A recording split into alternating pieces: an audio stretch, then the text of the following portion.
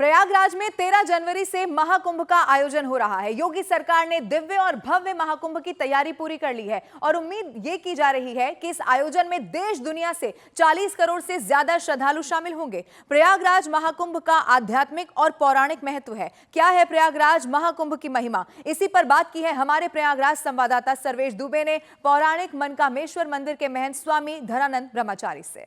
संगम की धरती पर 13 जनवरी 2025 से महाकुंभ की शुरुआत होने जा रही है। इस बार का महाकुंभ दिव्य और भव्य होगा और इसको लेकर योगी सरकार ने तमाम तैयारियां की हैं।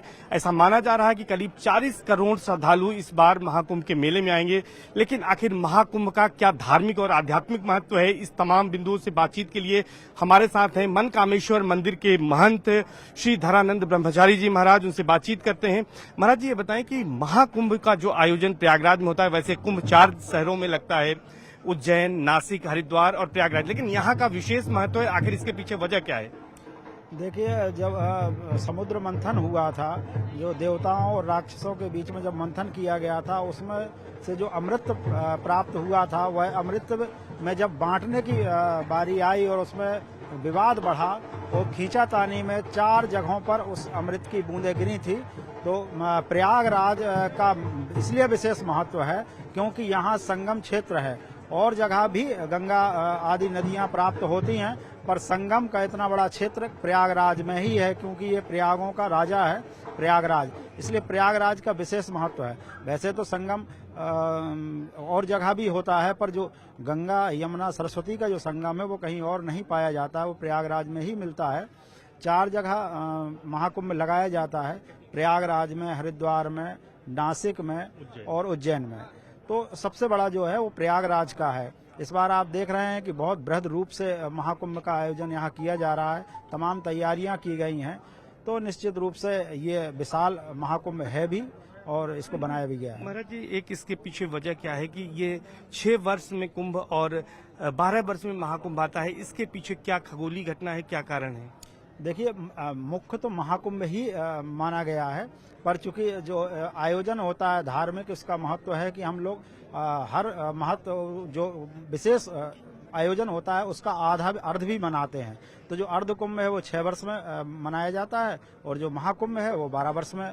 जो महाकुंभ है उसका विशेष महत्व है क्योंकि जो अमृत काल है, जो अमृत की बूंदों का जो फल मनुष्य को प्राप्त होता है, देवी देवताओं उस दिन भी संगम क्षेत्र में रहते हैं। तो जो भी संगम क्षेत्र में स्नान करता है निश्चित रूप से उसको पूर्ण फल की प्राप्ति होती है। महाराज जी, महाकुंभ की जो शोभा है वो शंकराचार्य जी हैं, सभी चारों शंकराचार्य यहाँ पर आते हैं। 13 अखाड़े जो है और तमाम जो संन्यास परंपरा के विभिन्न संप्रदाय हैं वो यहाँ आते हैं और उनको देखने के लिए, उनका आशीर्वाद लेने के लिए श्रद्धालु आते हैं। ये क्या परंपरा है और ये किस तरह से यहाँ पर वर्षों से चली आ रही है? ये आदि शंकराचार्य जी द्वारा परंपरा आरंभ की गई थी। आदि शंकराचार्य जी के द्वारा ही अखाड़ों का भी निर्माण किया गया था क्योंकि जो शंकराचार्य होते हैं वो मात्र शास्त्र की बात करते हैं।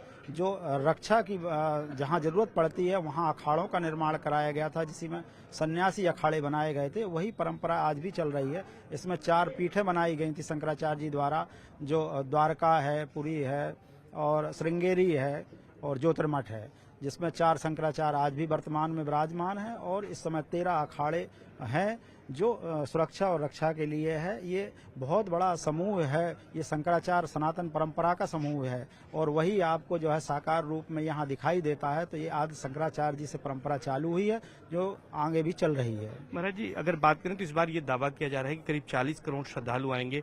देश और दुनिया का सबसे बड़ा आध्यात्मिक और धार्मिक ये मेला है, जो आयोजन है महाकुंभ का। प्रधानमंत्री यहाँ आए, उन्होंने इसे कहा कि ये एकता का महाकुंभ है। तो इस बार क्या संदेश यहाँ से निकलने वाला है, आप लोग क्या मानते हैं?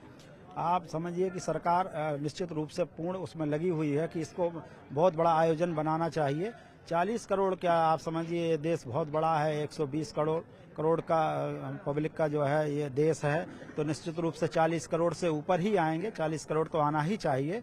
और संगम में सभी का जो है पुण्य का भाग है, सब लोग स्नान करें। निश्चित रूप से सरकार उसमें प्रयास भी कर रही है। साधु संत लोग भी चाहते हैं कि ज़्यादा से ज़्यादा उनके अनुयायी आएँ और उनको जो है मुक्ति प्रदान हो और उनको फल की प्राप्ति हो। एक आखिरी सवाल है महाराज जी कि न्यूज़ 18 के माध्यम से लोगों से, देश और दुनिया के लोगों से जो सुन रहे हैं, उनको उनसे क्या अपील करेंगे कि महाकुंभ को लेकर क्या संदेश यहाँ से आपका है? देखिए, महाकुंभ में जो भी आए सच्ची श्रद्धा से आए, भगदड़ न करें और संगम तक जहां भी जैसे जिसको सुलभ हो सके, ये हम लोग ये मानते हैं कि 200 योजन तक भी अगर संगम का नाम लेकर स्नान किया जाए तो संगम के स्नान की प्राप्ति होती है। संगम जाने की अगर नहीं कहीं अनुकूलता बनती है तो जहां भी प्रयाग के क्षेत्र में स्नान करने को मिलेगा, निश्चित रूप से उनको पूर्ण पुण्य की प्राप्ति होगी, संगम की ही प्राप्ति होगी।